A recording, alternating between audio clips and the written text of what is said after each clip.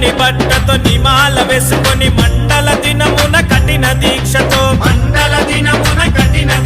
అయ్య నీ నామ స్మరణే స్వామి మేము జపించిన